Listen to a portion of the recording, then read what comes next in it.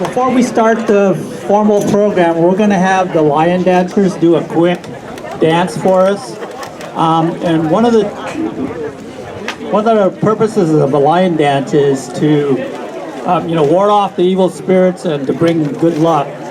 Usually you'll have a lion dance at, anniversaries, opening of businesses, and special events. So this is the Monterey Bay Lion Dance, and one of the other traditions is that people would give them red envelopes with money in it for good luck. So if you're so inclined, we will pass out red envelopes, and you will have the opportunity to go ahead and give them to the lions. So Monterey Bay Lion Dance, if you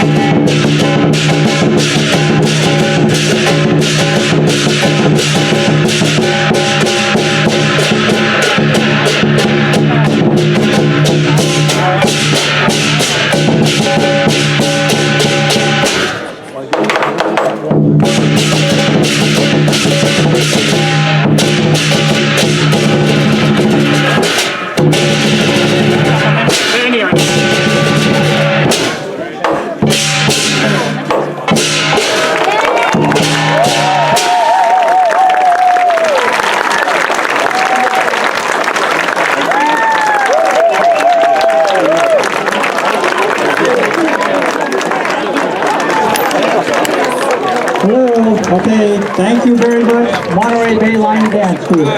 So, we have a lot of folks here, so good afternoon. I hope you can all hear me. Yeah. My name is Gerry Low-Sabado, and I'm going to first start off with a land acknowledgement. We are meeting here today on the unceded land of the Ohlone Costanoan Esselen Nation, who inhabited and stewarded this land since time immemorial, or at least 9,000 years, and continue to reside here today. We are committed to respect and honor their heritage and these sacred lands we walk, as we recognize our shared history and endeavor to be allies for a just and equitable future. So, welcome again, everyone, to the 12th Annual Walk of Remembrance. The purpose is to remember and honor the inhabitants of the Chinese fishing village and communities and also to remember our ancestors, friends, and relatives who are no longer with us today. All of the events, starting from last night's showing of Red Altar, and the two main characters of Red Altar are here, Nancy and Robert, if you would raise your hands. Nancy is a descendant of the village. As I was saying, all of the events, starting with Red Altar and Bo and Lee's storytelling activity, the exhibit, the World War II exhibit in the museum, the walk today, and tomorrow's tour of the Whalers Cabin at Point Lobos is sponsored by the Quock Foundation and our partners, the City of Pacific Grove, the PG Museum of Natural History, the Monterey Bay Aquarium, Stanford University, and the Hopkins Marine Station, and the Coalition for Asian Justice. I want to thank these organizations and their staff for their support. We could not have done these events without these allies and our friends. I would like to further recognize and thank the members of the Walk of Remembrance Planning Committee. There are too many to call out individually, and I don't want to leave anyone out. So please raise your hand if you are on the planning committee. I want you to keep holding up your hands. We started the meeting and planning for these activities, believe it or not, in January. It was and continues to be a privilege and an honor to work with a dedicated group of friends. I would also like to recognize and ask the board members of the newly founded Quock Foundation to raise their hands and also keep them up.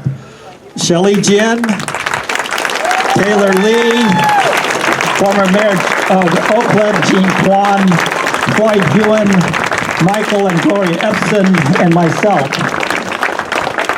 We are a newly formed nonprofit foundation named after the first Chinese woman born on the Monterey Peninsula, Quock Moi.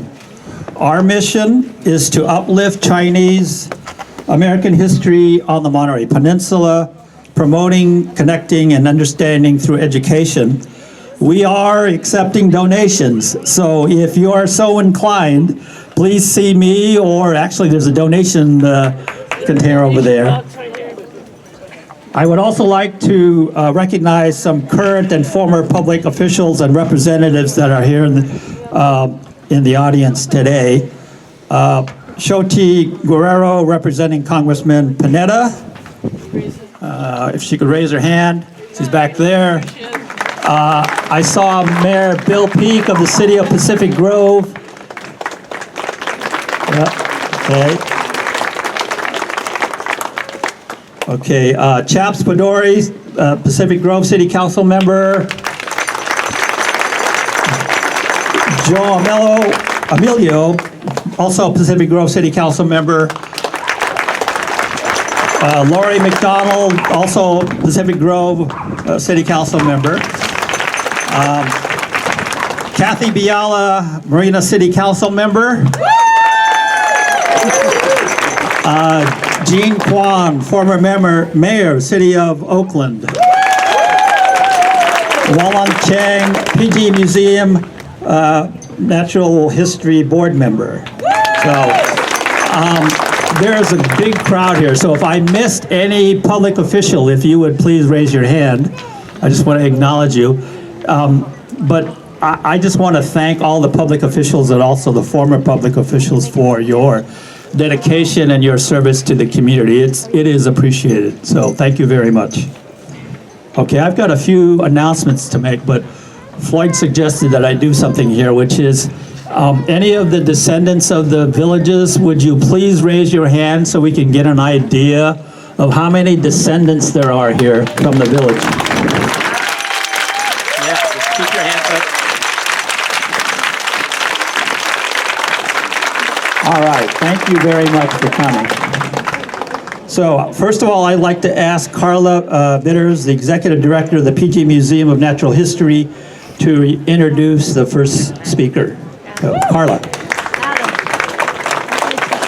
Well, the most important people to thank are all of you for making time in a busy Saturday on a Mother's Day weekend to come and commemorate this incredibly important time and moving forward together as a community. We are so proud to co-curate and work with the Walk of Remembrance Committee to do this flagship event for the museum. So I thank you all for coming. I also want to thank our own board, the Museum Foundation Board. I believe our board president, John O'Sullivan, is here somewhere. He's probably inside helping to clean up because he's just that kind of guy. We also have Calvin Tom, who's the City Museum Board chair, who's here as well today. And just to thank my staff, our volunteers, and again, all of you for coming and making sure that these events continue to be safe and successful and in the spirit that they are intended. It is also, I'm so delighted for another board member, Wallen Chang, retired Air Force captain, who's going to talk a little bit about her own experience in the military. And if you hadn't had a chance to see the exhibit, this year's pop-up exhibit from the Chinese Historical Society of America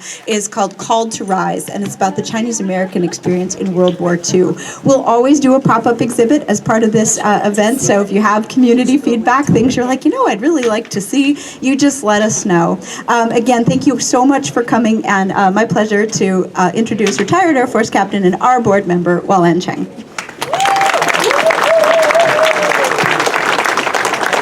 Well, hello, everybody. I've actually had the pleasure of being stationed here on the Monterey Peninsula 3 times. I knew the first time when I went here that there was no way I would ever be lucky enough to come back, but it actually happened again and again. However, I have to guiltily admit that this is the first time that I've actually attended a Walk of Remembrance event. So I am very excited to be here today, and I'm really thrilled to see so many people out here joining us for this walk today. As Carla mentioned, we do have a traveling exhibit inside. It is about the China, Burma, India theater. And how many of you have actually been inside and seen it? All right, did anybody recognize a name on there that we know locally? Used to be the name of a hall, yes. Did I hear somebody say it? Stillwell, exactly. So most of us have heard the name Stillwell if we're old enough to have been around when the building was still standing over on Fort Ord.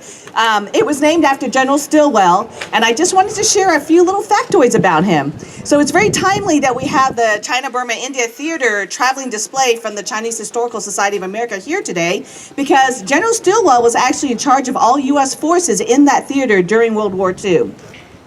This guy, everybody has strong personalities, so he was also known as Vinegar Joe. You can just take that for what you think that means. But he was very, very intelligent, and he actually self-taught himself both to speak and to write Chinese, so that when he was in the theater, he was actually serving as chief of staff for General Chiang Kai-shek. So Stillwell did help to, is that better? Okay. So General Stillwell did also help get the Soldiers Club at Fort Ord built, which later was renamed after him as Stillwell Hall. And although it has been demolished, for those of you who haven't been in the local area, there are actually at least 2 significant pieces from there which have been salvaged.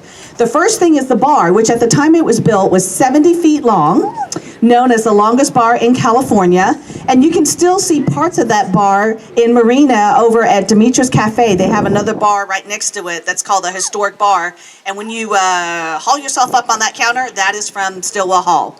The second place you would be able to see something from there is over at the new Gorley Clinic, the VA Gorley Clinic. If you walk in the main entrance, which is open to the public, you can tell them you're interested in seeing the Stillwell painting, and they will guide you to the right, and it encompasses the entire long wall of one hallway because it's 70 feet long. And so those are the 2 major pieces that have been salvaged. The Veterans Transition Center and a couple of other veterans organizations have also salvaged some other pieces, but these are 2 that are readily available to the public to see at any time. So the only thing I'm going to tell you about my military service is I was so excited to be here 3 times, and it was so lovely that I met my husband here, and I'm now a resident of the area. Thank you very much. Thank you, Wallen. I'd like to call Sue Pears. Kim Lee Bui is the Vietnamese-American daughter of an immigrant. She has lived in Pacific Grove for 44 years and has worked in local government and the visitor industry to serve diverse communities. Kim worked with Monterey County Free Libraries, where she was the first Vietnamese-American library director in the country. She was Community Services and Library Director for the City of Monterey. And Kim served as president of Pacific Grove Public Library Friends and Foundation and president of the California Library Association. And she's contributed to numerous other organizations and initiatives as a volunteer. In 2021, Kim was appointed to Pacific Grove's inaugural Diversity, Equity, and Inclusion Task Force, where she first served as secretary, working with task force and community members and staff to advance initiatives and recommendations to the City Council. Now in her second term on that task force, she has been elected chair. That work of the DEI task force is important and difficult. If you attend any of their public meetings, you will witness Kim presiding with skill, integrity, and focus. Kim is also a poet. And last year, she accepted responsibility for crafting an apology from the City of Pacific Grove for the mistreatment of its Chinese American residents in the late 19th and early 20th centuries. Her extensive research and eloquent language brought many of us to tears. We are fortunate to have her in our community, and we're fortunate to have her with us today. Please welcome Kim Bowie Burton. Kim Lee Bowie.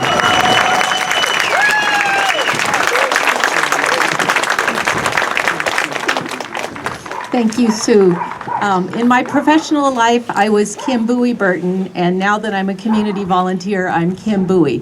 Can everyone, I'm seeing some hands in the back, so I will put it up closer. Now can everyone hear me? Is that a little bit better? I warn you, I have a children's librarian's voice, so you may hear it a little quieter than usual. I want to thank you, first of all, to the committee and everyone for inviting me to be here today. And I want to thank everyone who worked so hard to make today happen, as well as to come here today. May is Asian American, Native Hawaiian, and Pacific Islander Heritage Month.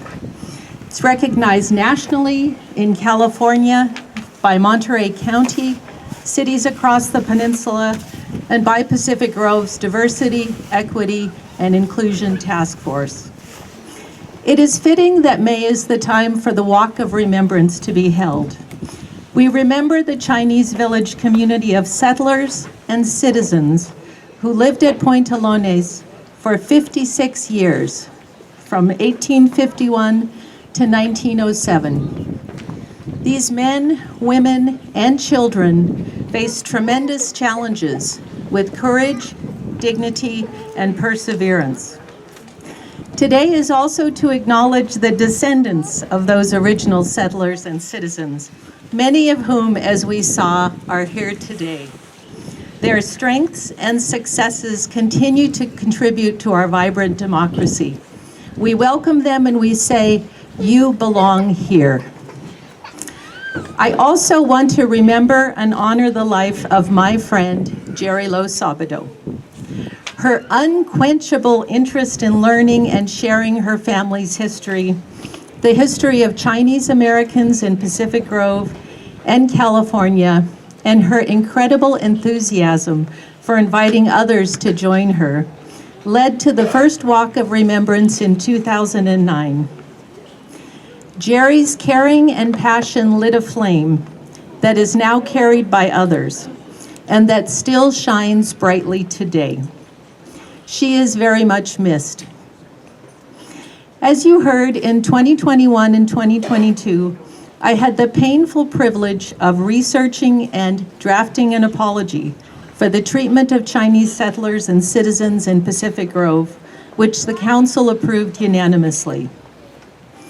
It was painful to read the articles, the laws, the words from contemporary accounts, meaning from those times, that detailed the prejudice, discrimination, casual and legal racism, and acts of personal harm. In the images of the men, women, and children, I saw my Asian family heritage looking back at me. In the racist deed language I read, I found the reason that my Vietnamese immigrant father and European American mother were warned against buying a house in Pacific Grove in the early 1970s because They don't like Orientals there. And yet it was such a privilege to read the villagers' accounts, petitions, and recognize their dignity and strength. See the faces, as we see today, of the men, women, and children who lived there. And be able to give voice to their lives, perseverance in the face of overwhelming obstacles, strength, and unwavering belief in their rights. They believed in their rights as human beings to exist and to thrive. That work changed my life. Racial healing recognizes the need to acknowledge and tell the truth about past wrongs created by individual and systemic racism, and to address the present consequences. It can be a process to build authentic relationships that bridge divides created by real and perceived differences. There are many paths to healing. I believe the apology was one. I believe that the walk of remembrance is another one. It will bring our communities together in remembrance and with hope for the future. I am grateful to be here today to join all of you in this moment, in this walk of remembrance we are about to embark upon. May we always remember and honor the ancestors, what they endured, and what they sacrificed for a better future for all of us. May we find and use our voices, as Gerry did, to speak for those who were silenced long ago, as well as those who are silenced now. May we continue to imagine, create, and support a better world for all of our children, for their children, and for generations to come, as the Chinese village ancestors did. Thank you. Thank you, Kim. So next I'd like to ask Clarity Coleman, a member of the Walk of Remembrance Planning Committee, to introduce our next speaker. Hello, everyone. Thank you all for being here. My name is Clarity Coleman, and I have the distinct honor of introducing Chaps Pedori. Councilmember Pedori read the formal apology that was given last year at the Walk of Remembrance, and he held that moment with such grace and grounding. Chaps Pedori is a banker by profession and has been directly involved with city, state, and federal agencies throughout his professional career.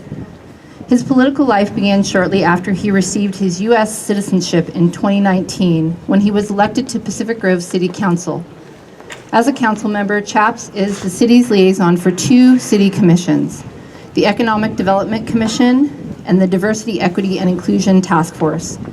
Chaps is on the executive board for Transportation Agency of Monterey County, a regional agency overseeing planning and transportation projects in the county.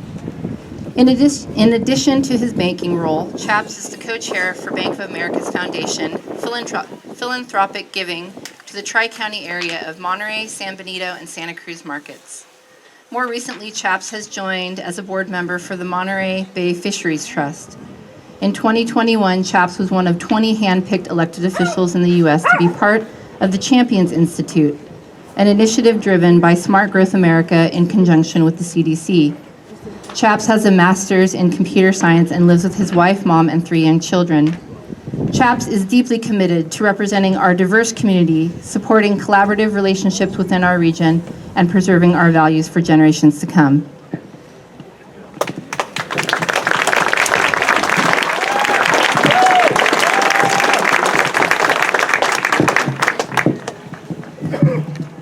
Thank you, guys. I've been instructed that you guys should raise the posters that you have so that you can have a good photo op.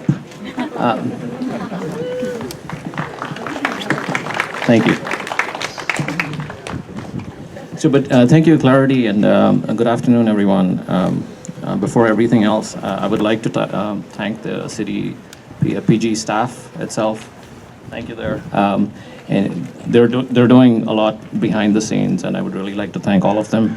And as Randy mentioned, I would like to thank the PG Museum, the Sabado family, the Walk of Remembrance volunteers, the Monterey Bay Aquarium, the Chinese Historical Society, the Hopkins Marine Station, the Coalition for Asian Justice, and many more who actually contributed, planned, and organized for making this entire weekend successful. So thank you, everyone.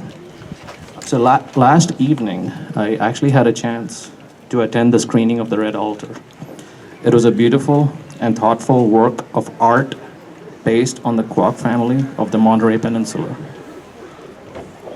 It was a reminding moment for me to recognize and acknowledge all the original inhabitants of the land that we now occupy.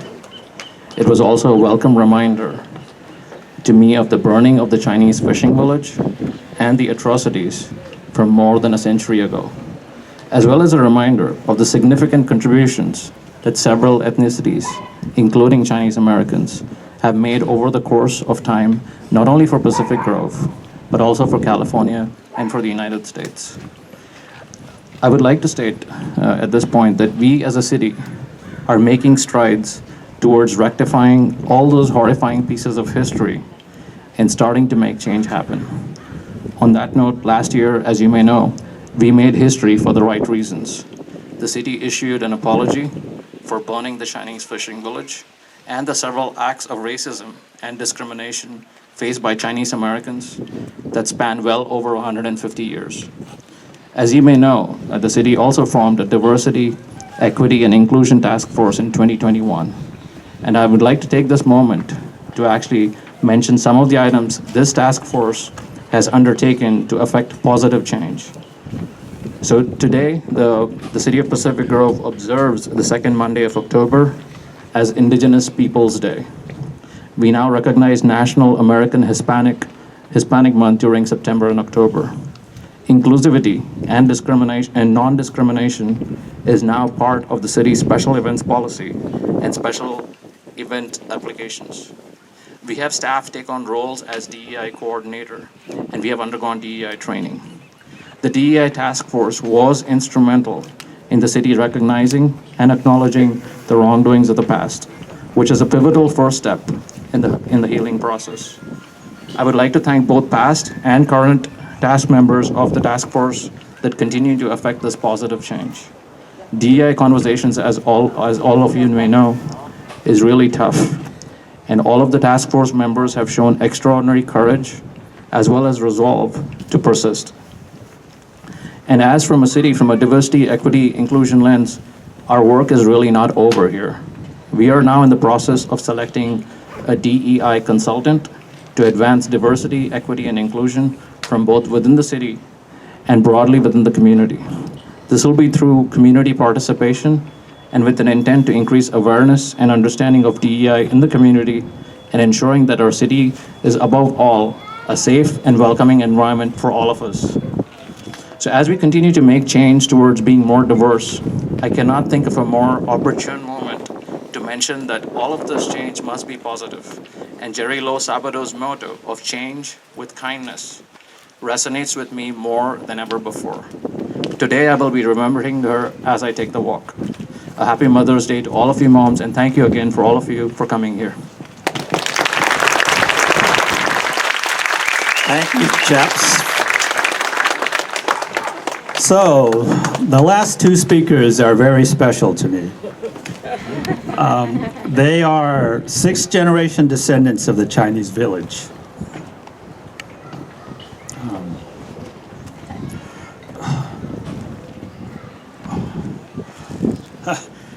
I'm having a harder time than I thought. They are my pride and joy. I see in them the kindness, energy, and compassion of their mother. So please welcome Gerry and my daughter, Amber, and son, Brandon.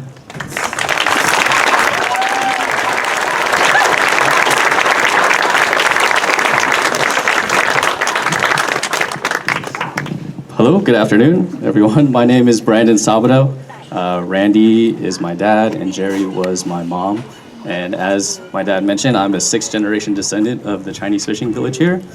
And it's with great honor that I speak to you today about what the Walk of Remembrance means to me, which is honoring the spirit of the fishing village ancestors, my ancestors, their descendants, many of you here today, thank you for coming, and now the spirit of my late mother, Gerry. Gerry was instrumental in founding this annual Walk of Remembrance in partnership with the Natural History Museum, the Hopkins Marine Station, the City of Pacific Grove, and so many more of you here today, and so many folks that could not be here today. So I just wanted to thank everyone. Of the many stories my mother told me about her childhood growing up in Monterey, I just want to share a couple anecdotes with you. There was a time in 2010 when there was an archaeological dig at what's now the Hopkins Marine Station in what was formerly the Chinese fishing village. And I was actually lucky enough to be there during that archaeological dig. And there were many, many artifacts that we found. And it was just very exciting to see the remnants of the fishing village. And now that I see everyone here today, I think even more folks than I've seen in previous years, it really excites me and fills me with honor that you're all here to celebrate our shared history and the ancestors from the Chinese fishing village. So thank you very much.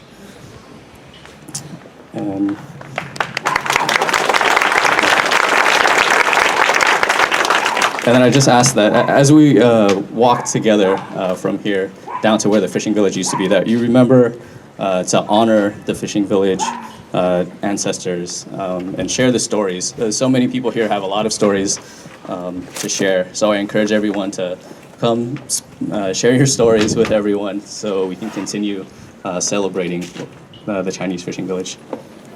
Thank you.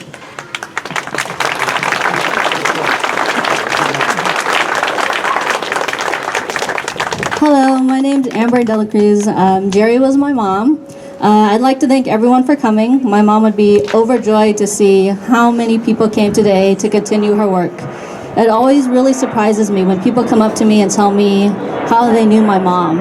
If she met them when they were on a walk, or if she went on a tour with them, or if she just met them on the streets around Cannery Row. My mom was an amazing person, and when I'm in Monterey and this area, I feel especially close to my mom, and I feel her presence all around. I remember coming to Monterey and Pacific Grove when I was little to visit my grandma and see my cousins. We'd go to the beach, look for shells, climb rocks, go play at the Dennis de Menace Park, or go to the aquarium. My mom loved it here. It was her home, and it is where she rests now. My brother and I would like to give a special thank you to everyone who helped put this event together: the PG Museum of Natural History, Stanford University Hopkins Marine Station, City of Pacific Grove, Coalition of Asian Justice, Monterey Bay Lion Dance Team, Quock Foundation, and especially to my dad for carrying on my mom's memory. Thank you very much.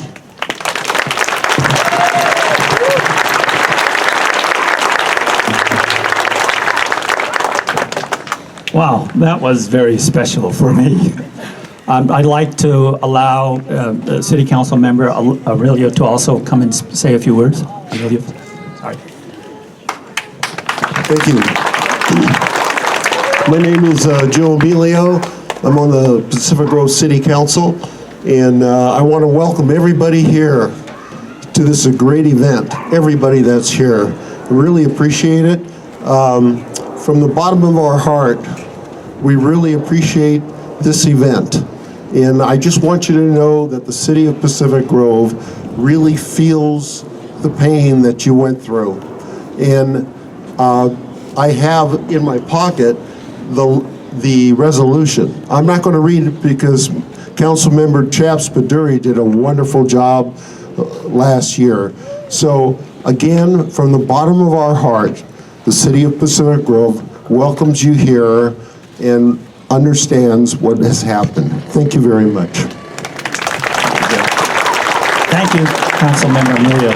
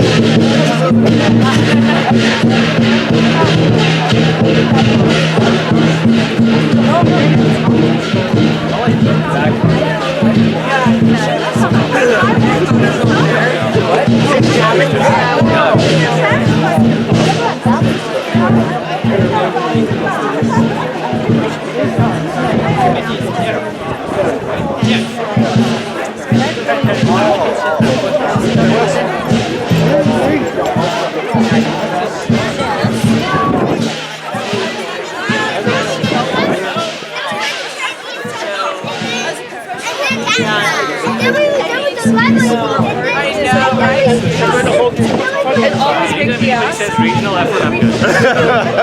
Good to see you. So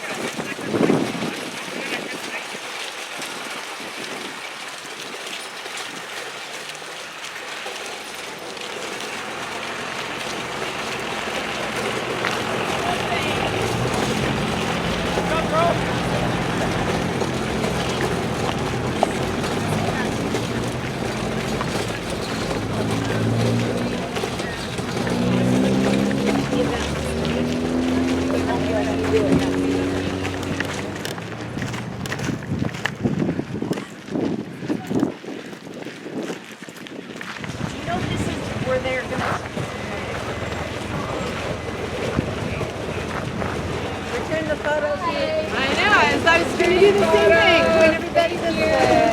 We have to go to the right. We're going to the box. Very good. Yeah, and then we'll go from like that. The whole parade or you guys? Well, we're going to do it. Photos over here. Hey guys. Photos over here. Photos to there.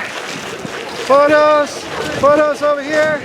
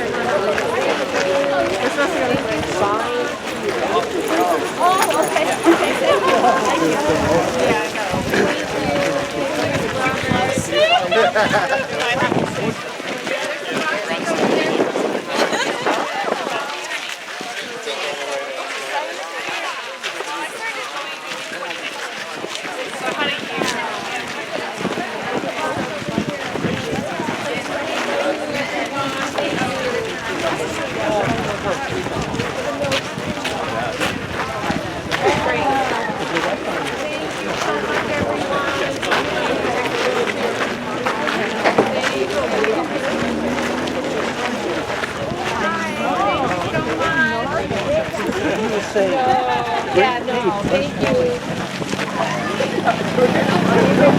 Thank you so much. Thank you.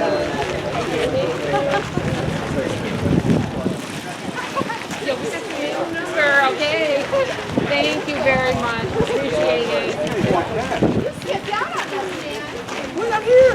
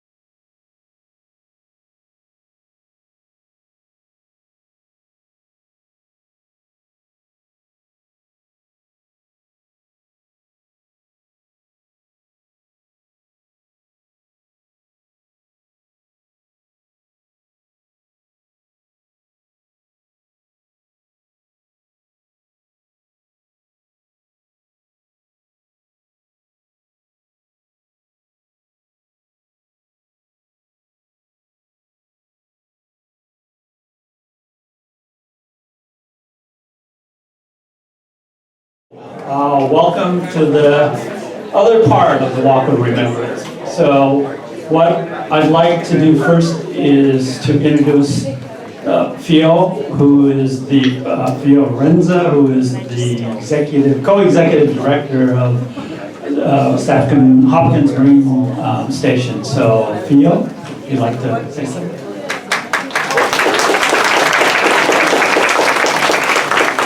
Thank you, Andy.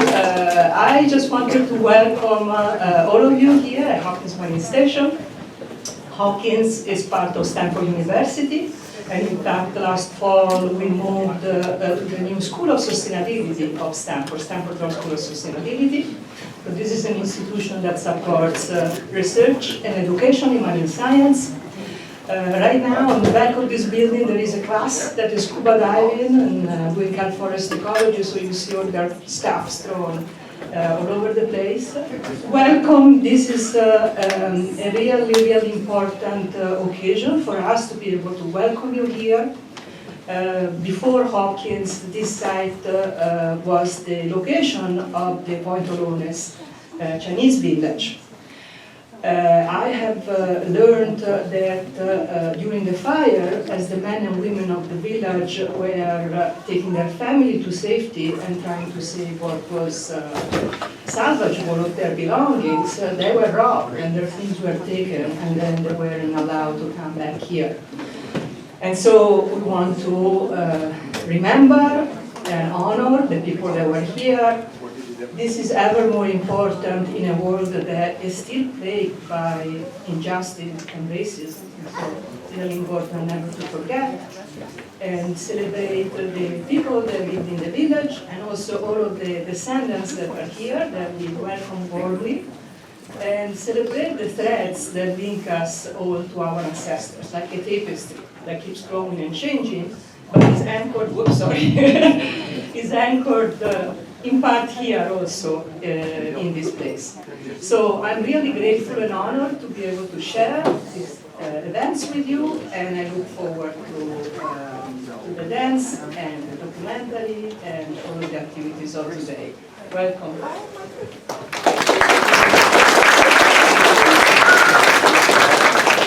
So thank you, Theo, and thank you to Hopkins Marine Station and Stanford University for allowing the descendants to return to where the village once stood. So the next part of the program is going to be a lion dance. It's going to be a little loud because we have to close all the doors and the windows. So with that, Monterey Bay Lion Dance.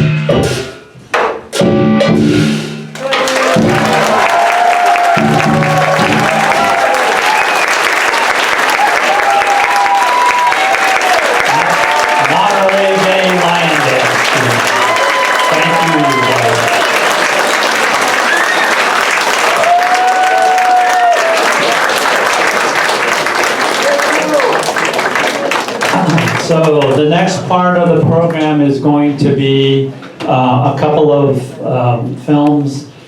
One of them, the first one is a documentary about Gerry.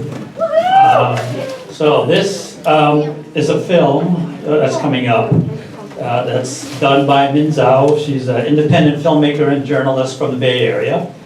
She's done several documentaries, including one about the Chinese railroad workers, and another about the discovery and reburial of 13 Chinese railroad workers in Carlin, Nevada.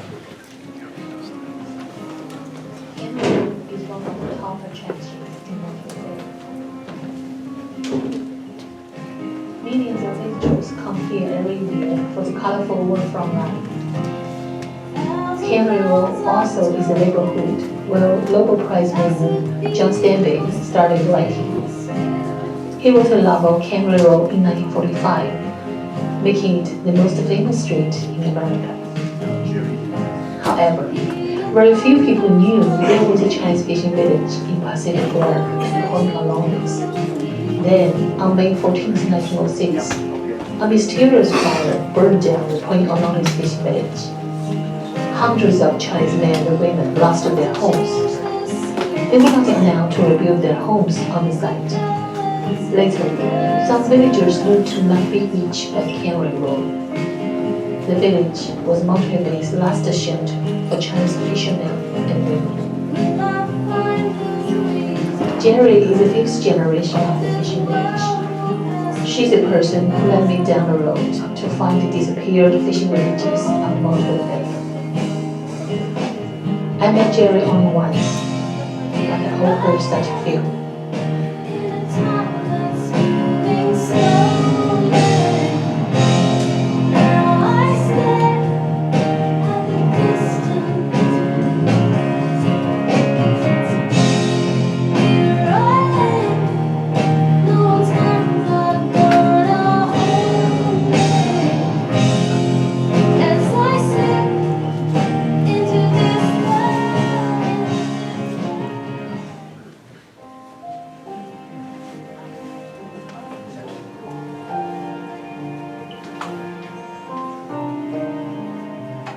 Gerry and I were together for 50 years.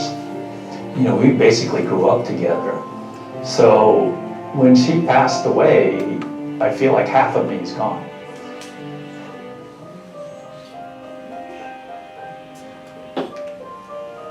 That's why when I come down here and I talk about her, I get really emotional about her because I miss her.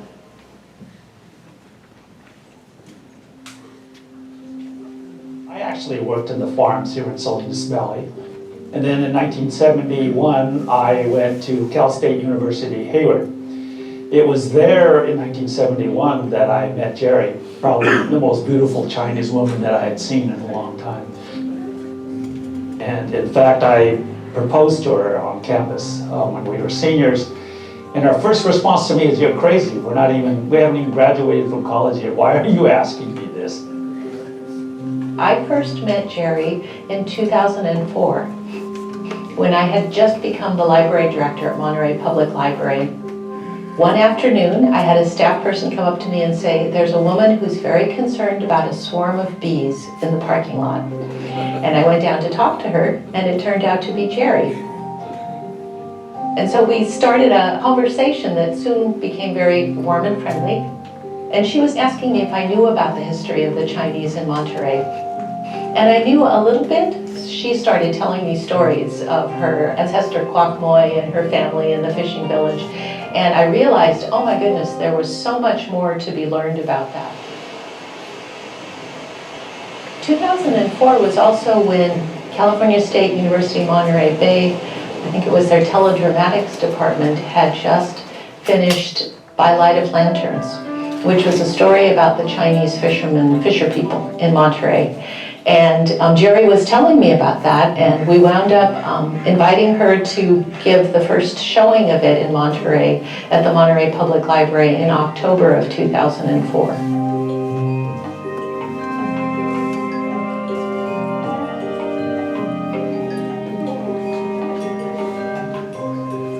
Now, in here, in this room here,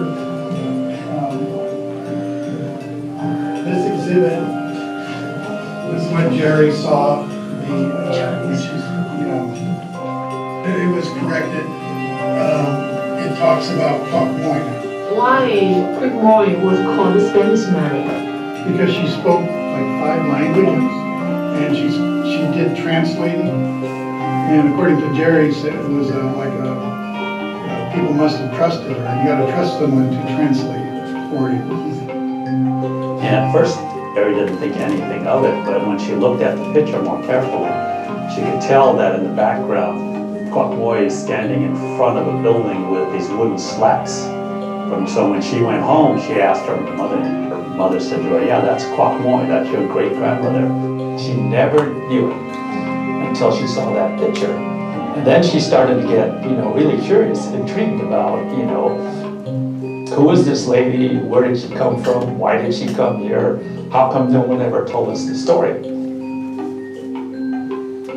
Quock Moy is the first documented Chinese woman born in the Monterey area. She was born here in August 1859. Her parents came on a Chinese junk from China, like 1850. They landed at the foot of the Carmel River near Point Lobos. So this is sort of like our main flower here. This is Gerry. This is from last year. This is a great article that specifically. Very well written. Gerry learned that history from talking to her aunts and other relatives, so she began to piece together the picture. What was intriguing to Gerry was how come nobody ever spoke about that story? Why did she have to learn about it by accident?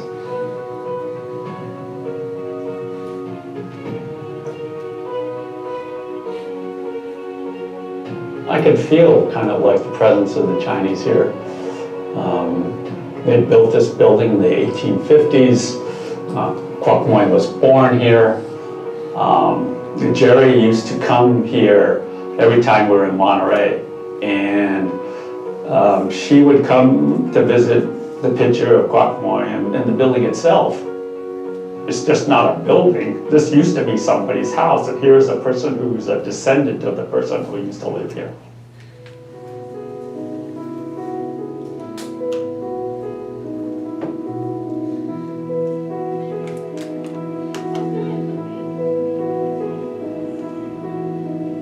For California, the peak for here is around Thanksgiving. And then right now we're getting fewer and fewer. This generation has come from however far they come from and ended up here, but they're not necessarily going to be the ones that come back 5 generations later. The story goes that they went from Point Lobos to another village at Pebble Beach Golf Course. The 19th hole of the Pebble Beach Golf Course is where the Chinese village was. I'm not sure how many years they stayed there, but they moved again from there to a village called Point Lawrence, Point Almis, which is in Pacific Grove.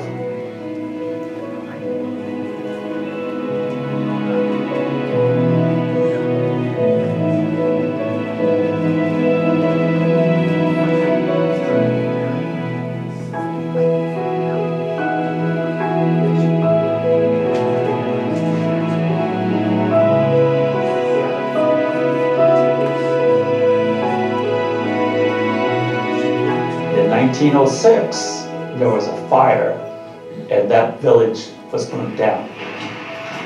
Please.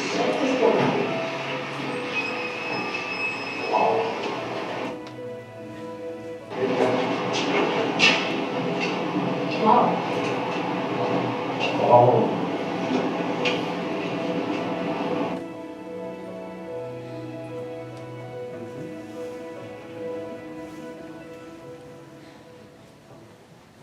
Some of them have something written on the front of them with a session number, some of them don't. But most of them, that he did. So if we can find that number, we might be able to track it down and find the original negative and then take it that way. Huge project. Huge. Somewhere, yes, this is a thumbnail, and somewhere is the big picture, but the question is where? These. In Chinese. Okay, yeah, so there's some, obviously some writing. Yeah. Try to find the original picture of this. Well, we're fortunate that there were some photographers back then that took some very nice photos. Outdoor shrine in Chinatown after the fire.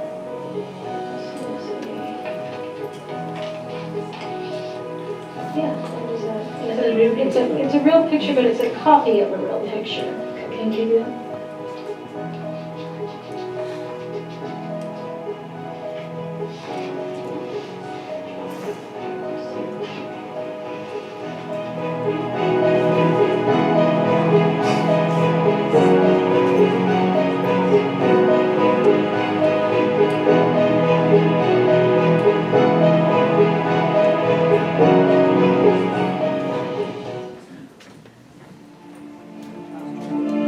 Nobody really know how the fire started, but if you read Sandy Leiden's book, Chinese Gold, the firemen were putting out the fire and then their hose got cut.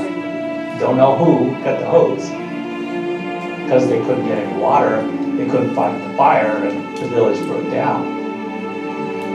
At the same time, when the fire was happening, the Chinese would go into their houses, take out their stuff. The people that were standing around started looting their stuff. Yesterday, crowds of curious people visited the ruins where Chinatown once stood. They were all eager to obtain some memento of Old Town, which had stood on the shore of the bay for so many a year. The ruins were searched for money and any curious-looking thing that they could find, they took away with them. The ruins were still smoldering in some places. It was one of those disgraceful affairs that could not be foreseen.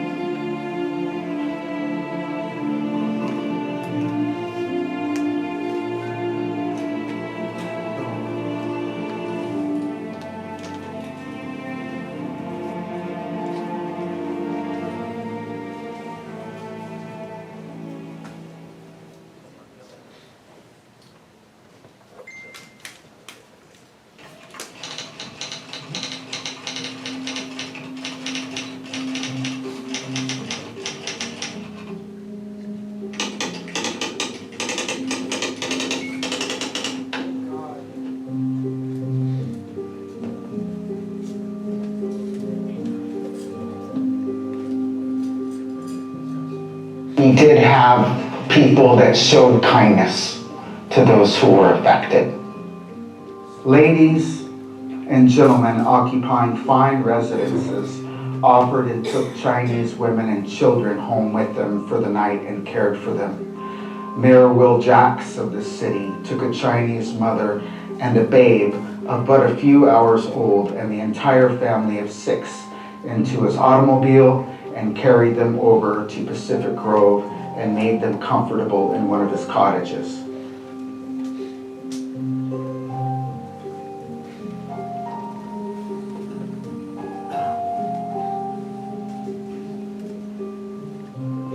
The area that the Chinese settled, I believe that there is some evidence that they first settled around the Pacific Grove coastline before the Americans came.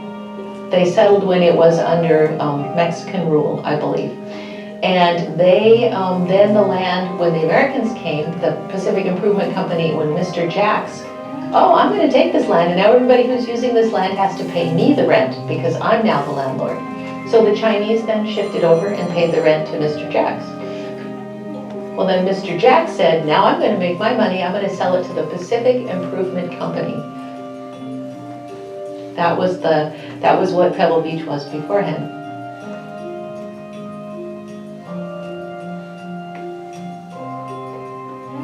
Well, this was just sort of abandoned coastline that nobody really saw any use for until the trains came through.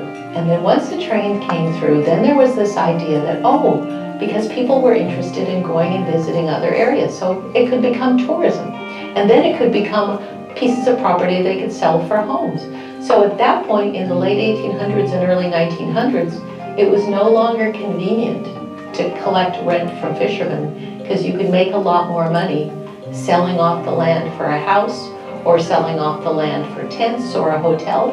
Even though the Chinese fishermen had paid rent and had done everything they could within their very limited options to exist there,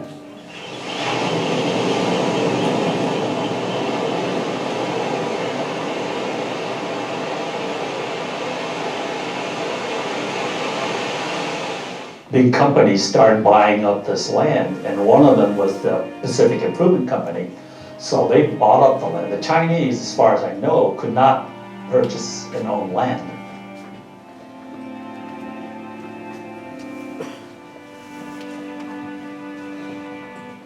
So I believe that it was the smell of their fish that was part of the reason that was given as why we have to kick them off.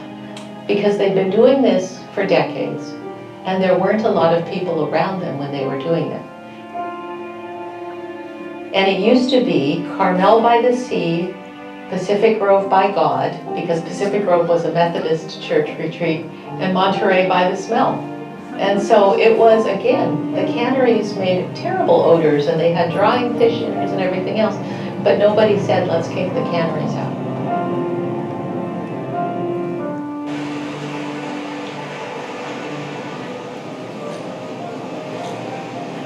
The perfect source for the specimens that they're interested in. This is the third press at Stanford. Right here, Ray, Lime, and Wilbur. Wow. Okay? Ray is really close with Tuck Lee.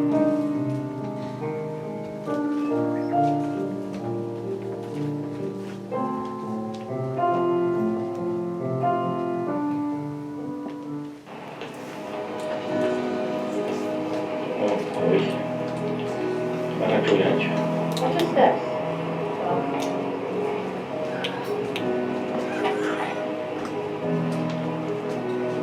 So just a little bit further, facing against this rock, is Tuck Lee's home.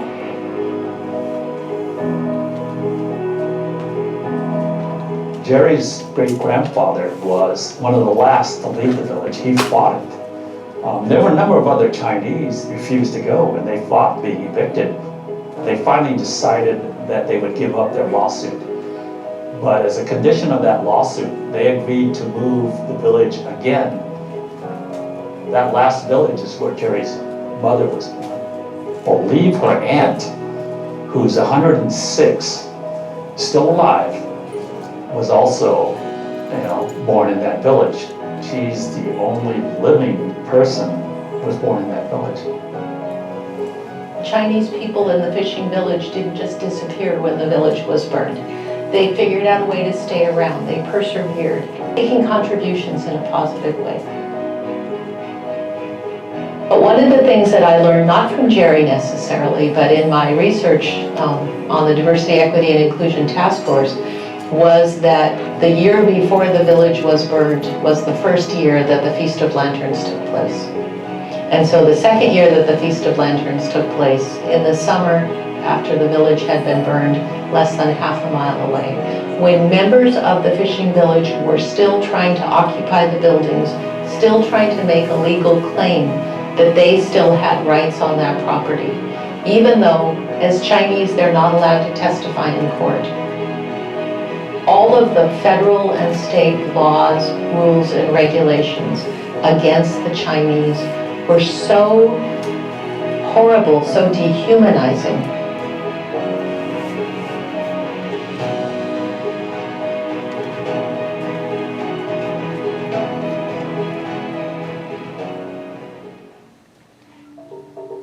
There was a local event in Pacific Grove called the Feast of Lanterns. It is an event that the local community puts on. At the end of the Feast of Lanterns, they have a play that they perform on the beach. And it's basically a play that was written by a Caucasian, and yet it's a story about an Asian family. The primary actors are Caucasian. They dress up in Chinese costumes, And earlier, when this play was going on, some of the participants would paint their faces yellow, or they would kind of like put makeup on their eyes to slant their eyes. You know, this doesn't happen now, but this happened, you know, it did happen. Gerry didn't like the play, and she tried to get it changed. She approached the organizers of the Feast of Lanterns, and they would listen to her, but they never changed it. I didn't have the strength of character that Gerry did to actually go to the Feast of Lanterns nonprofit board and say, this isn't right, you need to change this. And I think Gerry was ahead of her time.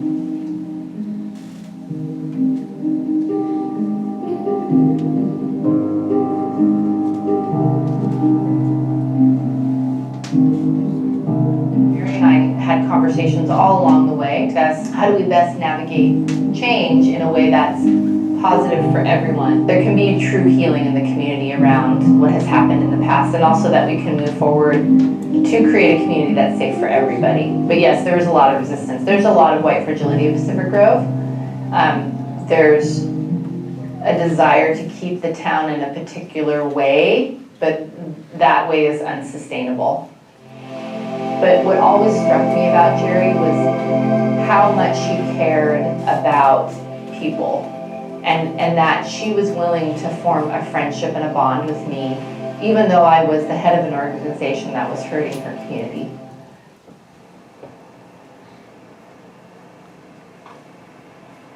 So I felt that the public apology was a more important piece to catalyze change. And I also felt it was important to call out the white leadership in Pacific Grove. Gerry was somewhat fearful of that because of her experiences, her past experiences.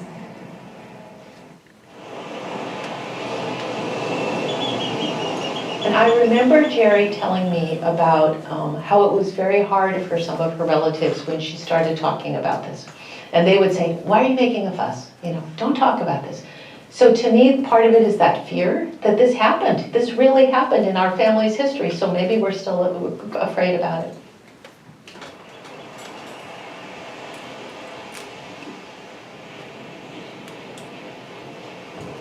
I was telling my father about why I thought this was important, and he said, in 1972, we wanted to look at Pebble Beach because your mother wanted some property and have a garden and things.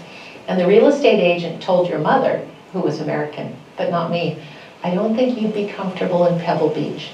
They're not very kind to Asian people there. Again, to me, that's not past history, that's pretty current. I had seen some pushback from our own community, the Chinese community, about an apology. And a lot of folks were saying, what good's an apology going to do? Why are you bringing this up now? I would tell them that it's important to do this now, and it's a message to the community that what was done in the past, and even what's done now, is not right.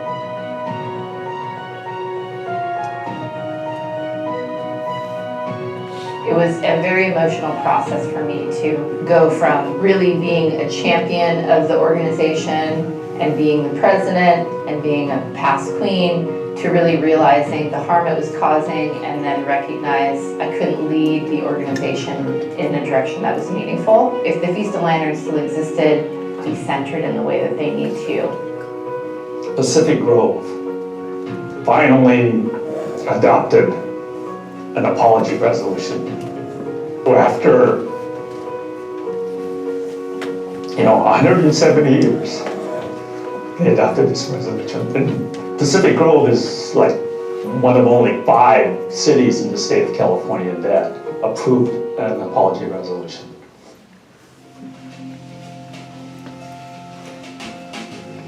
I saw the news on her Facebook page that she had actually passed.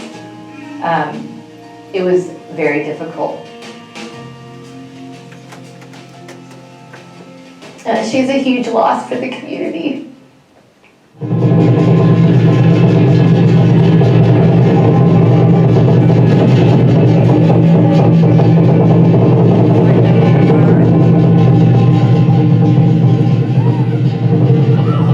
The City Council earlier this week unanimously approved for the apology resolution and I hope that this letter really begins the healing process.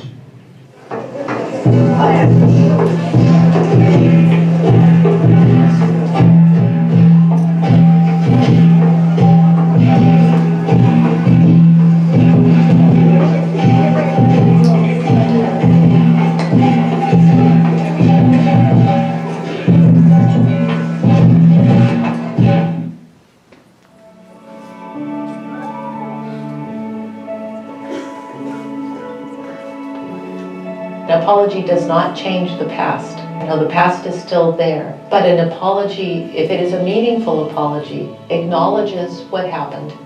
And it acknowledges your responsibility in what happened. And then you make a commitment to try and do better in the future.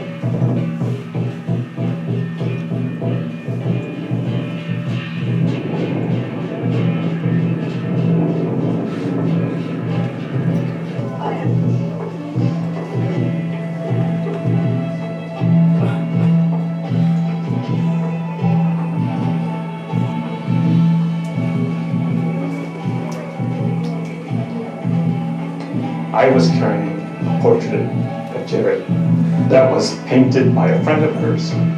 So, and it's a picture of her in front of the village. So, in a way, she was part of the walk. And I could feel her walking, you know, and smiling with us. I had a hard time last year. I didn't know if I was going to be able to participate.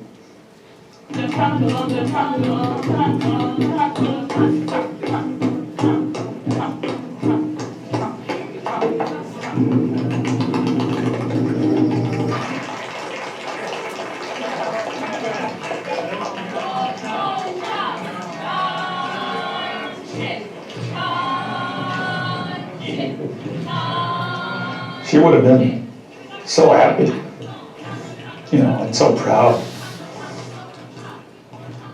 I just wish she had been there to see it. Although, you know, I can feel her presence. She spent 10 years trying to make these changes.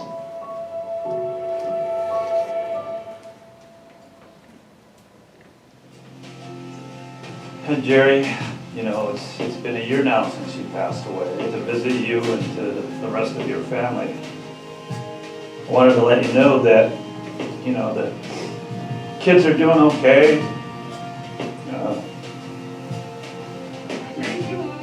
Last year, the walk, that was over 300 people. It was a huge success. We're planning already for the next Walk of Remembrance. I'm here today with Min Zhou. I believe you met her several years ago at her event in Palo Alto. Thank you so much for coming. And she told me that she felt bad that she didn't get a chance to do a documentary or story about you.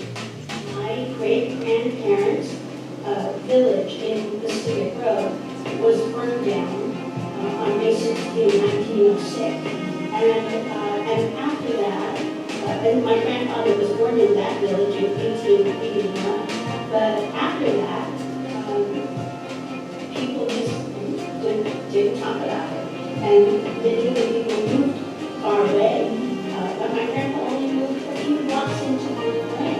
And so I think because of the proximity of people so close to where the village was burned down, nobody talked about it.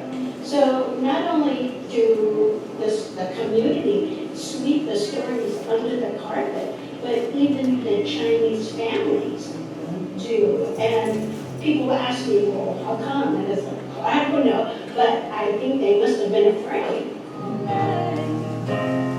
I miss you every day. I wish I could see you one more time. I love you. The 1906 fire destroyed the Chinese fishing villages, but left a permanent trauma. Time heals the wounds, but the hurt never goes away. The more I know about Gerry, the more I miss her. Now you know the story. The torch is in your hand.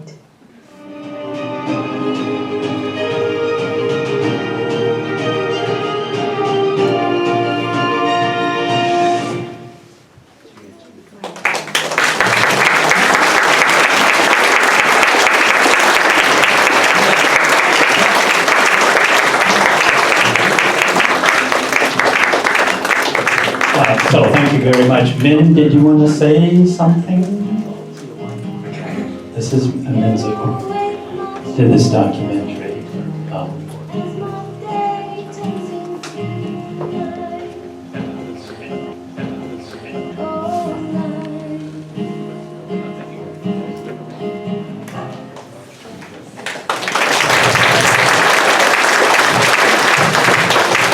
Thank you so much. And I'm Layla. I love you, and I'm Gerry. I'm so grateful for this opportunity for you giving me to tell this story. And 3 years ago, I feel like I owe Gerry such a film. And today, I'm sort of relieved a little bit. This is a short documentary telling about Gerry's story, but I still have a long way to go. My goal is to produce a feature documentary about the Monterey fishing village. It's gonna be like 90 minutes long. So from late January this year all the way to the middle of February, I led a small production team here filming from every day from sun up to sundown. I'm so grateful for each of you being my interviewee and sharing your views and life stories. I'm so thankful to all of you, to each of you. And in the future, I will come back again, maybe many times. And I will bother you, each of you again, to tell the story. And thank you so much. And I want to thank Randy so much. I have interviewed Randy about like 6 times. He's always patient. So when I ask bad questions, bear with me. So I would like to make more efforts to tell the story. This story was my digging. Thank you so much.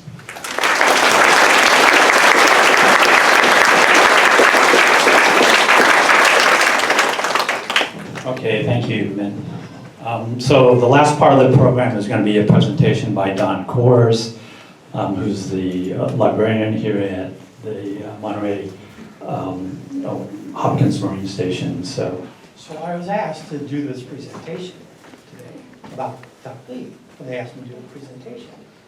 I thought, well, what am I going to do a presentation of? I know I have PowerPoint presentations of Tuck Lee. I also, 4 years ago, there was the Monterey History Science that I was invited to participate.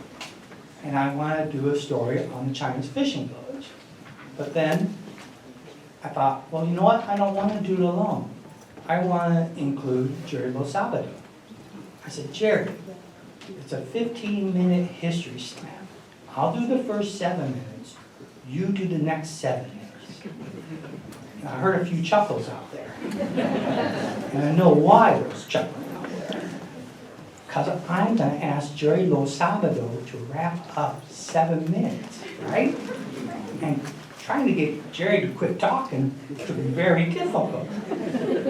But I had Susan Schilling on, right? Who was a renowned Steinbeck scholar. And she said, Don, you gotta stop at 7 minutes. I said, okay, we'll do it. And Gerry said, you know what? I'm gonna do it. I said, why? She said, inclusion. I get to be included. And that was important to her, to get inclusion. So you're gonna watch my first 7 minutes as I stumble through this presentation, and then Gerry's gonna take the next 7 minutes, and she's gonna knock it out of the park, okay? So let's go and see how it rolls. This is the history assignment that Gerry and I did a few years back. All right, up next we have Donald Kohrs and Gerry Low-Sabado. The presentation is Pacific Grove's Chinese Fishing Village Legacy, Connections to John Steinbeck, Ed Ricketts, and America. Well, thank you for having us. Title of the talk is Pacific Grove's Chinese Fishing Village, Connections to John Steinbeck, Ed Ricketts, and America. I'm Don Kohrs, and I'm here with Gerry Low-Sabado, 5th generation Chinese fishing descendant. And we're going to talk about the Chinese fishing village that was established approximately about in the early 1850s. And as we've been hearing all day, lasted until 1906. And John Steinbeck's family, who owned a summer cottage in Pacific Grove, Steinbeck grew up a good bit of time in Pacific Grove. And here we have a quote from him from the Monterey Peninsula Herald in 1957. I remember it well. shacks built of scraps of wood, mats, pieces of tin, the district known as Chinatown, a street of sewage disposal, and very romantic. Steinbeck goes on and tells us from a letter to Mr. and Mrs. Joseph Jackson in 1948, Mary and I used to watch them dig up the skeletons, and we stole the punks and the papers and the flowers off the new graves too. I used to like that graveyard. It was so rocky that some of the bodies had to be slipped in almost horizontally under the big rocks. He goes on. We find this from John Steinbeck's Cannery Row. For Li Chang dug into the grave of the on China Point and found the yellow bones, the skull with gray ropey hair still sticking to it. And Li carefully packed the bones, femurs, and tibias really straight, skull in the middle with the pelvis and the clavicle shrouded it and ribs curving on either side. Then Li Chang sent his boxed and brilled grandfather over the Western Sea to lie at last in the ground made holy by his ancestors. And you can find more information regarding this Chinese burial practice by Sandy Leiden's article, The Bone Pickers, Appeasing the Hungry Ghosts. And Steinbeck mentions the Chinese fishing village fire of 1906. He says, I remember the night the whole thing burned to the ground. We felt that a way of life was gone forever. Well, here's a picture of Quock Tuck Lee, a great Chinese fisherman who lived at the Chinese fishing village with his wife and his children. And we have a little bit more information from the San Francisco Evening Bulletin in 1888 that tells us about Tuck Lee. The only Chinese voter in Monterey County will cast his first vote in November for Cleveland and Thurman. Tuck Lee was born in Monterey and follows fishing for a living. He is bright and clean and can speak English and Spanish. So what did Tuck Lee fish for? Practically everything. And he collected specimens for the scientists at Hopkins Seaside Laboratory. And what did he collect? He collected hagfish, as we find out from Holder and Jordan. Hagfish, they were hated of the fishermen until Pacific Grove was made the seat of a scientific station, that being Hopkins Seaside Laboratory. And scientific men as George Clinton Price, Franz Doflein, Howard Eyre, and Bashford Dean ready to pay more for these slimy, repulsive creatures than any good fish are worth. Now, the pursuit of hagfish in Pacific Grove has become something of an industry of itself. And here we have Bashford Dean, the American zoologist, specializing in ichthyology, who visited Hopkins Seaside Laboratory during the summers of 1896 and 1899. He'd hired Tuck Lee to collect these hagfish embryos. And here we have a picture of those hagfish embryos that Tuck Lee had gathered for Bashford Dean. And Bashford wrote in that article in that scientific publication, the collection of hagfish eggs has been due to the labor of particularly a single fisherman, Tuck Lee, who was energetic. Help is thus almost a sine qua non. According to the dictionary, the definition sine qua non is as being something almost indispensable or essential. And Ray Lyman Wilbur, the third president of Stanford University, the university chancellor, the 31st United States Secretary of the Interior, he knew Tuck Lee. He writes, in my collecting work for the Hopkins Seaside Laboratory, one of my best friends was Tuck, a Chinese fisherman near Monterey.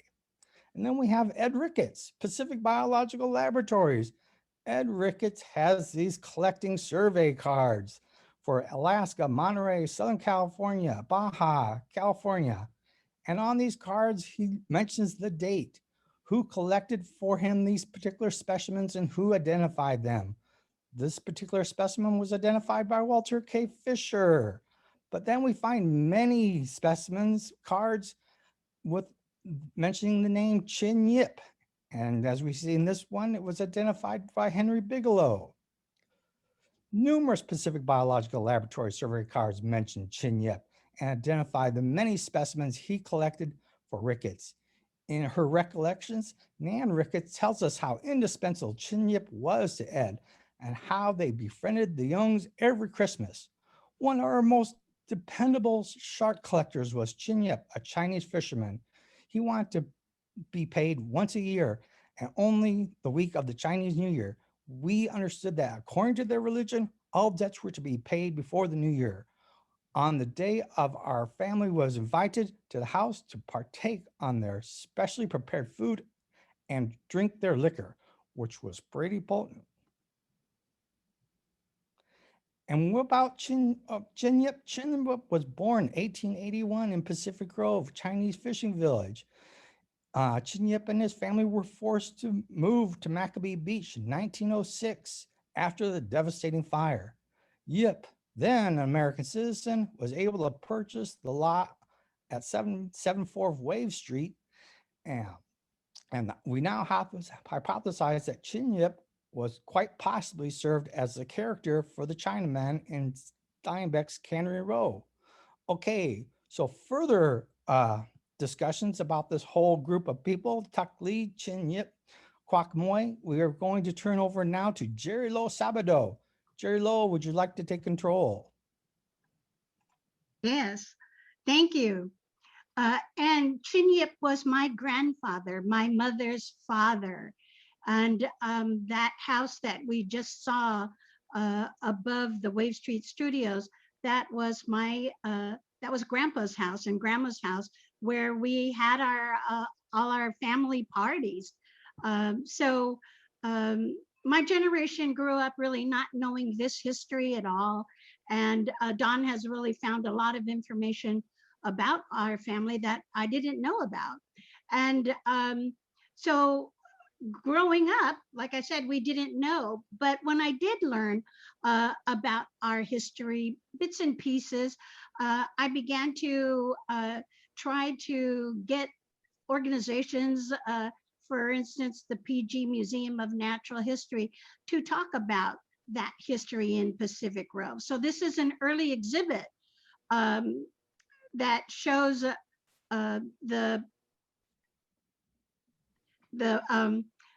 these are the fishing villages. This one is the Point Alonis fishing village, and this is the Maccabee Beach fishing village. These were built by Michael Croft. They're excellent, very, very detailed replicas of the village. And this picture right here of the two girls, it turns out the museum didn't know it, and I didn't know that they had the picture. These two girls are my great aunts. They're my grandfather's sisters. This is Samgu and Minnie. And this is a picture actually of my great grandfather's house. This is Tuck Lee's house at Point Almea. So this is the point where Hopkins Marine Station is. Around the cove on the other side is Point Alonis, which is where the aquarium is. And I believe that these two people are my great grandparents.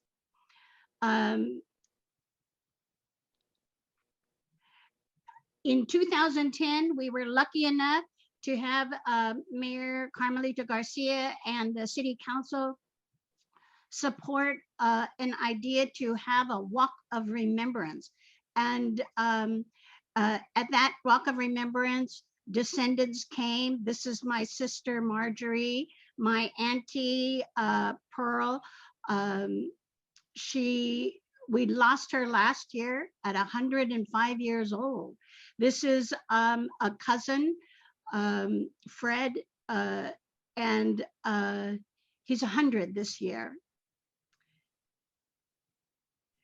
Here's Auntie Pearl again, and it was such an auspicious occasion to have the Lions come and perform for us. While I was growing up on the Monterey Peninsula, I was born and raised there, I never saw a Chinese lion. So this was very special to me. And these are the Lions leading the Walk of Remembrance to the site where the Chinese village once stood, where Hopkins Marine Station now stands. And this was in 2014 when we unveiled a boulder with a plaque dedicated to the early Chinese fishermen, telling the history about the Chinese who once lived just behind us. And on this occasion, we had many dignitaries, the mayor of Pacific Grove, Mayor Camp, Mark Stone, the assemblyman, Sam Farr, the senator, and Annie Holdren. She wrote the text for the plaque. And Janet Cohen, a friend who without her, this would not have been possible.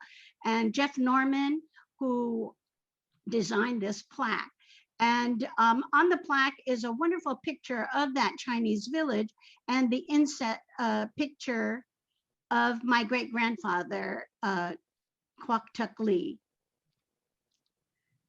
And then here's a picture of the Walk of Remembrance in 2018.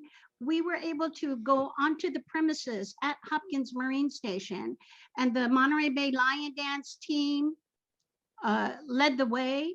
And these are descendants and friends of the descendants. We have here fifth generation, sixth generation, and seventh generation village descendants. And then this was the 10th Walk of Remembrance. It was a wonderful event visited by many people. Up here is Davis Chin. He, at that time, was the president of the National Chinese American Citizen Alliance. And Jean Quan and Floyd Huon from the Chinese American Citizen Alliance, and Palma Yu from the San Francisco Chinese Historical Society, and then Mibs McCarthy from the ACLU. But I have many people, here's my sister again, and another descendant, Peggy Benitez, who I've only met in the last few years. Other descendants have been reaching out to me, and sometimes it feels as though I'm putting the village back together again. And so this was a great, the 10th year of our Walk of Remembrance. Again, here are the 5th, 6th, and 7th generation descendants on the site at Hopkins Marine Station. And again, other allies who have helped me through the years to tell that story. Again, different allies again. But we set up this table to bring pieces of memories of things that are important to our Chinese culture, and to remember our ancestors who once lived there and thrived there. This is the Wave Street Studios. The studio is back here, the Studio Cafe, and up here is the house where that my grandparents and my mother and her siblings lived in. The house was lifted up and the studio was built underneath it, and then the house put back on top of it. And here we are inside with Rhett Smith, the owner, and here's a photo of Quock Moi, my great-grandmother. She's the first documented Chinese female born in the Monterey Peninsula. She was born in Point Lobos in 1859. And outside on the recreation trail, there is a plaque dedicated to Quock Moi. And she spoke 5 languages. And I feel that she was a communicator and a friend of many cultures. This is a picture of my father's family's fish market. At this time, rather than being the fishermen, now we were the commercial fishermen. And we had Italian fishermen who fished for us, and we had Japanese workers who were our general manager, and the Japanese ladies worked with my mother to fillet the fish. And I have a picture that didn't go in. I'm going to try to show it to you in front of the screen. This is my father, Ed Low, and then my uncle Alfred Jung, and my uncle Howard Low. He was the boss, the big brother. And we were the West Coast buyers for Snark-Kiss Tuna, and we sold fish to many of the restaurants, to the country club. We sold fish to Fort Ord. We helped to sustain our soldiers. This is a picture of my auntie. Now, in light of what's been happening across the country today with the anti-Asian racism, I felt it's important to tell a bigger story of our family. And I wanted to show this picture of Auntie, who was a staff leader and then a staff sergeant. She was worked in the mess hall, and she was the first Chinese WAC to join from the San Francisco recruiting office. And here is a picture of my father. He was a signalman, 2nd class in the Navy. And he received the Philippine Liberation Ribbon. In fact, Auntie Bertha, she received the Good Conduct Medal, the World War II Victory Medal, the American Campaign Medal, and the WAC Service Medal. Hey, Gerry, we're getting close on time. Just so you know, I applied for them to receive the Congressional Gold Medal that is being given to the Chinese American World War II veterans.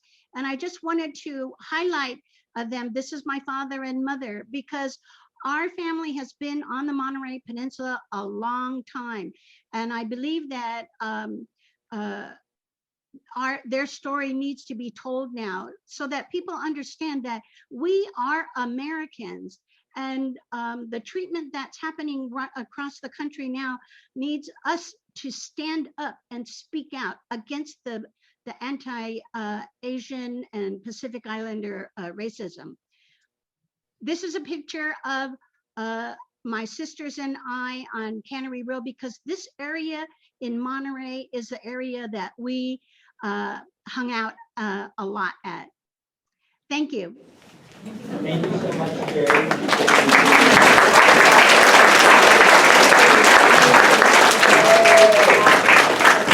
So I'm sure all of you noticed that Gerry just kind of rolled right through that. Like, I'm gonna finish this. So if you can imagine. Voices of Monterey Bay and the Cannery Row Foundation. We have a little bit of time before we go in. Yeah, we still can, even though she's no longer with us, she's still with us. I forgot that moment was in there that I had to tell Gerry would run out. So if you can imagine my life with her 42 years. So anyway, that kind of concludes today's events. I want to thank you all for coming.